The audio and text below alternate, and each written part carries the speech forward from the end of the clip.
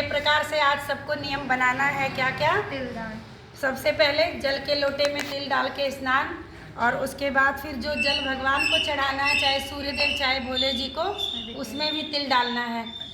और फिर तिल के तेल से अपने शरीर में और कान्हा जी के शरीर में आज मालिश करनी है। 3 प्रकार से हो गया। चौथा हो गया तिल से यदि संभव है तो हवन करें, नहीं संभव है तो जो आरती कर रहे हैं उसमें तिल डाल दें। और आज तिल का तेल खा भी लें। और आज खाना तो है ही है। और तिल का कुछ और आज तिल का दान भी करना है। 6 प्रकार से आज तिल का अपने जीवन में खाना में फरारी बनाते हैं जो जो है एकादशी है ना, बना ले तिल से बना। और अब कथा में हम लोग चलते हैं। एक समय दालम्भ ऋषि ने पुलस्त्य ऋषि से पूछा कि हे ब्राह्मण, मनुष्य मृत्यु लोक में ब्रह्म हत्या आदि जैसे महान पाप, दूसरों का धन चोरी करना, दूसरों की उन्नति देख करके ईर्ष्या करना, परंतु फिर भी वो नरक नहीं पाते हैं, क्या कारण है? इतना कठोर कठोर पाप मनुष्य करते हैं। क्या क्या? ब्रह्म हत्या करते हैं, और कहते हैं दूसरों के धन को चुरा लेते हैं, दूसरों की उन्नति देख करके ईर्ष्या करते हैं, फिर भी उन्हें नरक नहीं मिलता है। तो ऐसा कौन सा पुण्य कर्म करते हैं कि जो ऐसा होता है, ये हमें बताइए। और कहते हैं कि और ये भी बताइए कि वो न जाने ऐसा कौन सा अल्पदान या छोटा सा, अल्प मतलब छोटा परिश्रम करते हैं जिसके कारण उनको इतना बड़ा फल मिल जाता है। तो कहते हैं पुलस्त्य मुनि बड़े गंभीर होकर के बताते हैं, कहते हैं कि आपने अति गंभीर प्रश्न पूछा, इसीलिए ब्रह्मा विष्णु इंद्र आदि भी इसको नहीं जल्दी से बताते हैं, परंतु मैं आपको ये गुप्त रहस्य आज बताता हूँ। तो क्या कहते हैं, माघ मास के आने पर, जब माघ का मास आ जाए तो क्या करना चाहिए? कहते हैं मनुष्य को स्नान आदि से शुद्ध रहना चाहिए ब्रह्म मुहूर्त में। जैसे कार्तिक मास का महात्म्य वैसे माघ मास का। और कहते हैं पूरे माघ मास में मनुष्य को अपनी इंद्रियों को वश में रखना चाहिए। काम, क्रोध, लोभ, मोह और ईर्ष्या, अभिमान का त्याग करके पूरा मास भगवान का स्मरण और सुमिरन करते रहना चाहिए। और उसके बाद कहते हैं और भगवान का सुमिरन करे, हाथ पैर धोकर पुष्प नक्षत्र में गोबर, कपास, तिल मिलाकर कंडा बनाना चाहिए। और कंडे से जो अगियार होती है, जो आहुति दी जाती है, वो अति शुभ होती है। तो अब यहाँ तो संभव नहीं है कि अपने आप बनाया जाए, पर मतलब घर से बोला गया। और कहते हैं आज के दिन श्रीमन नारायण के नाम से 108 आहुति जरूर देना चाहिए। आज के दिन 108 बार तिल की ही आहुति होगी। और कहते हैं यदि इस मूल नक्षत्र में द्वादशी तिथि भी लग जाए, और आज लग रही है, बड़ा सुंदर दिन है आज, 5:35 के बाद गोधेली वेला, मैं तो कहती हूँ 7 बजे आके सब हवन कर लो। आज कर लो, कुछ नहीं जा रहा है किसी का, आके बढ़िया कर लो। हाँ, सामूहिक हो जाएगा, सब लोग कर लो सब। हाँ, आज कर लो सब लोग। और उसके बाद कहते हैं कंडा ले आएंगे, क्योंकि आज मूल नक्षत्र द्वादशी तिथि भी लग जाएगी 7 बजे। आम की लकड़ी से आज से द्वादशी तिथि गोधेली बेला में मिल रही है, तो सब लोग बैठ करके आज हवन कर लें।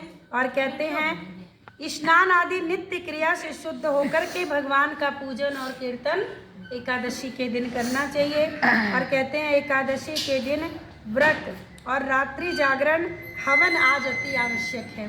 और कहते हैं दूसरे दिन, जब अगले दिन सुबह धूप दीप नैवेद्य आदि से बताते हैं।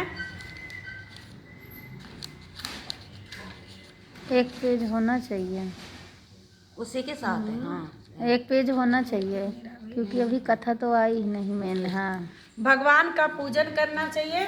और खिचड़ी का भोग, कितना सुंदर दिन बना हुआ है। अगले दिन आपको संक्रांत मिल रही है, खिचड़ी ही बनाना है। कल खिचड़ी तो बनाएंगे। कल भगवान को अपने खिचड़ी का ही भोग लगाना है सबको। कल खिचड़ी खाएंगे। और उसके बाद कहते हैं इस दिन कृष्ण भगवान का पूजन करना चाहिए आज के दिन। और आज भगवान को क्या क्या चढ़ाया जा सकता है? पेठा, नारियल, सीताफल, सुपारी आदि भगवान को देना चाहिए। और फिर कहते हैं उनकी स्तुति करें। कैसे करें? कहते हैं हे भगवान, आप अशरणों को भी शरण देने वाले हैं, जो आपकी शरण में नहीं आने लायक हैं, पापी हैं, दुराचारी हैं, आप उनको भी शरण देने वाले हैं। और कहते हैं कि भगवान आप संसार में डूबे हुए का उद्धार कीजिए, हे पुंडरीकाक्षम, हे कमल नेत्रधारी, हे विश्व भगवान जगत गुरु, आप श्री लक्ष्मी सहित मेरे इस तुच्छ अर्घ्य को स्वीकार करें। और इसके पश्चात कहते हैं आज के दिन ब्राह्मण को अर्थात शिवम पंडित जी को जल भरा घड़ा दान कर देना चाहिए। और कहते हैं कुंभ प्रदान करना, कुंभ दान का फल मिल जाएगा यदि ब्राह्मण को आज जल का घड़ा दे दिया गया।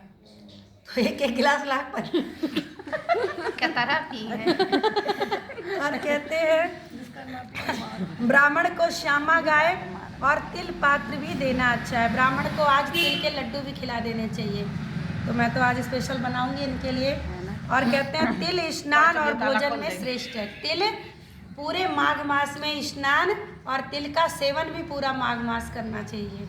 ये नहीं कि बना तो इकट्ठे खा के छुट्टी ले लो, एक एक खा करके पूरा महीना चलाना चाहिए। और उसके बाद कहते हैं इस प्रकार जो जितने तिल का दान करता है, तिल का महात्म्य सुनिए। आज के दिन जितना एक एक तिल कहते हैं जो जितना तिल का दान करता उतने ही वर्ष वो स्वर्ग में निवास करता है। ये इतना बड़ा महात्म्य है आज। अच्छा, करना क्या क्या बता दिया। 6 प्रकार। पष्ट तिला एकादशी मतलब 6 प्रकार। तिल का स्नान, तिल का उबटन, तिल का हवन, तिलोदक मतलब तिल को देना, तिल का भोजन, तिल का दान, ये चीज़ें करनी है। और कहते हैं इसीलिए ये एकादशी पष्ट मतलब 6, तिला मतलब 6 प्रकार के तिल की एकादशी, नाम से ही पता चल रहा है। कहते हैं इस एकादशी से अनेकों अनेक जो अभी शुरू में बताया गया ब्रह्म हत्या जैसा पाप, किसी की चीज चोरी करने का पाप, ये सब हट जाता है। और कहते हैं नारद ऋषि कहते हैं भगवान आपको नमस्कार है, इस पष्ट तिला एकादशी का क्या पुण्य क्या कथा ये भी बताइए। अभी केवल महात्मा बताया गया, कथा है। भगवान कृष्ण कहते हैं कि नारद आंखों देखी सत्य घटना मैं आपको सुनाता हूँ। क्या कहते हैं प्राचीन काल में मृत्यु लोक में एक ब्राह्मणी रहती थी और वो सदैव व्रत किया करती थी। कौन सा? एकादशी का व्रत। और कहते थे एक समय वो 1 माह व्रत करती रहेगी, पूरा महीना उसने व्रत का नियम ले लिया। जैसे कुछ लोग कार्तिक मास पूरा महीना करते हैं, तो 4 मास बड़े पवित्र होते हैं, कार्तिक मास, माघ मास, वैशाख मास और सावन मास, ये देव मास हैं। और कहते हैं उसका शरीर जो है 1 महीने निरंतर व्रत करते करते दुबला हो गया, परंतु उसने कभी भी देवताओं और ब्राह्मणों को धन तथा अन्न दान में नहीं दिया, केवल व्रत में उसकी निष्ठा थी, दान में नहीं थी। और कहते हैं इस प्रकार मैंने सोचा कि इस ब्राह्मणे के व्रत आदि से अपना शरीर तो इसने शुद्ध कर लिया। अच्छा, जो हम व्रत करते हैं, शरीर से जो तपस्या करते हैं, शरीर से जो सेवा हम भगवान की कर रहे हैं, तो ये हमारी काया पवित्र हो रही है, इससे शरीर निर्मल हो रहा है। तो कहते हैं भगवान कृष्ण कहते हैं कि इसने अपने शरीर को शुद्ध कर लिया और वैष्णव लोक इससे मिल तो जाएगा, परंतु इसने कभी अन्नदान नहीं किया है। और कहते हैं इससे इसकी तृप्ति नहीं हो पाएगी। जब यहाँ से जाएंगे भूख तब भी लगेगी, तो जब अन्न किसी को दिए नहीं तो खाएंगे क्या, वहाँ मिलेगा ही नहीं कुछ। इसीलिए दान अति आवश्यक है। और कहते हैं ऐसा सोच करके और मैं मृत्यु लोक में गया और ब्राह्मणी से मैंने, अच्छा भगवान कितने दयालु हैं, भगवान उसके दरवाजे पे भिक्षा मांगने चले गए, क्या पता मुझे अन्न दान कर दे। अन्न मांगने के लिए भगवान गए और वो बोली कि आप यहाँ किस लिए आए हैं। मैंने कहा कि मुझे भिक्षा चाहिए, और उसने मुझे एक मृत पिंड समझ रहे हैं, जो मृत है मतलब, कहते ऐसा कुछ दान में दिया और मैं उसे लौट करके आ गया। जो ब्राह्मण लोग पिंड बनाते हैं उसको दान में कर दिया। कुछ समय बीतने पे ब्राह्मणी समय आने पे अपने शरीर को त्यागी और आ गई स्वर्ग लोक में, क्योंकि कर्म उसके अच्छे थे। और मृत पिंड जो उसने दिया था, कुछ तो दान दिया, उससे उसको एक आत्मगृह मिला, घर मिला, मतलब बहुत ही सुंदर घर। और कहते हैं परंतु उस घर में कुछ था नहीं, सभी वस्तुओं से शून्य था वो घर। और उसके बाद अब वो मेरे पास आई और बोली कि भगवान मैंने तो अनेक व्रत और अनेक प्रकार से आपकी पूजा की है। अच्छा, जीव को जानने के बाद सब कुछ याद रहता है कि मैंने क्या अच्छा किया क्या बुरा किया, सारे कर्म याद होते हैं। तो वो कहती है मैंने तो आपकी पूजा की है, परंतु फिर भी जो मुझे यहाँ घर मिला है वो हर वस्तु से शून्य है। तो आप बताइए। मैंने कहा कि तुम फिर से अपने घर जाओ। ऐसे ही होता है, भगवान जो कभी कई बार प्राण निकलने के बाद वापस कर देते हैं। भगवान कहते हैं फिर से एक बार तुम अपने घर जाओ। अच्छा, जब हम भगवान की शरण में होंगे, सेवा में होंगे तो मौका जरूर मिलेगा। अब उसको मौका मिल गया और कहते हैं कि देव स्त्रियाँ तुम्हें देखने के लिए आएंगी और तुम पष्ट तिला एकादशी का पुण्य उनके द्वारा सुनना और विधि सुनना, वो तुम्हें बताएंगे, तुम्हारे दर्शन करने आएंगे और तब तुम द्वार खोलना।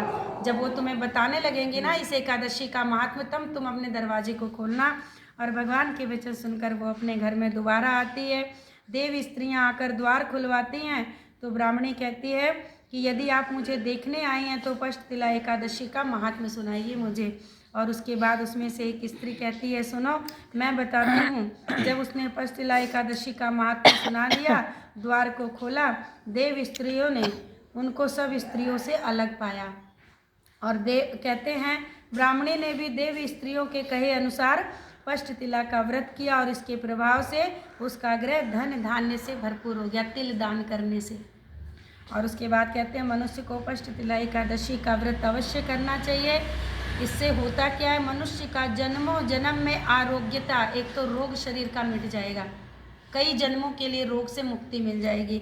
और कहते हैं दरिद्रता भी नष्ट हो जाएगी। और इस व्रत से मनुष्य के समस्त बुरे से बुरे पाप भी नष्ट हो जाएंगे, इसलिए जरूर करना चाहिए। बोल एकादशी महात्म्य की।